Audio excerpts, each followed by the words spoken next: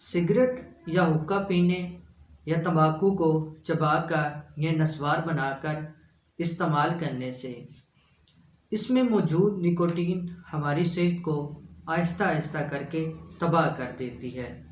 शुरू में जो सिगरेट नोश होता है, सिगरेट नोशी करके ख़ुद को ज़हनी तौर पर और जिस्मानी तौर पर आराम और सुकून महसूस करता है, लेकिन आहिस्ता आहिस्ता उसकी कारकर्दगी में फ़र्क आ जाता है। सिगरेट नोश को सिगरेट की और ज़्यादा तलब होती है। जैसे ही वो सिगरेट पीता है उसको वक्ती तौर पर आराम और सुकून भी मिलता है।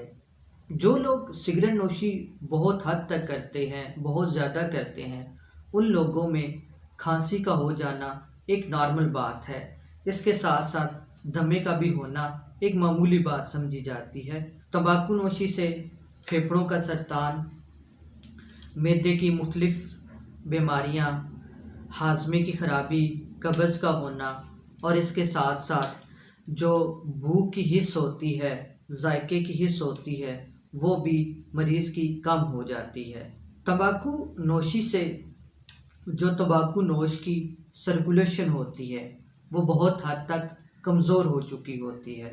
जैसे ही डॉक्टर उसकी नब्ज़ को हाथ लगाता है, नब्ज़ उसकी इंतहाई वीक होती है। सिगरेट नोशी से जो सिगरेट नोश की सर्कुलेशन होती है वो बहुत हद तक ख़राब हो चुकी होती है।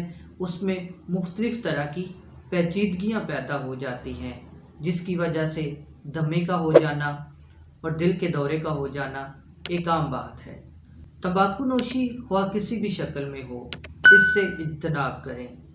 इंशाल्लाह जो अगली वीडियो होगी इसमें हम आपको बताएंगे कि तंबाकू नोशी से ख़ुद को आप कैसे महफूज रख सकते हैं।